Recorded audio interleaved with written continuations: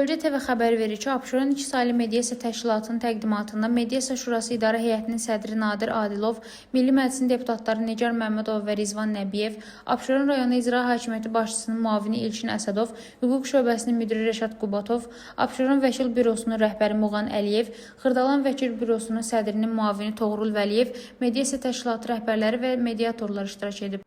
Milli Məclisin Abşeron rayonunda seçilmiş deputatları Nigar Məmmədov və Rizvan Nəbiyev ölkədə mediasiya institutunun yaranması və keçirilən islahatlar nəticəsində inkişafının bugünkü gündə mübahisələrin alternativ həllində mühüm rol olduğunu qeyd edib.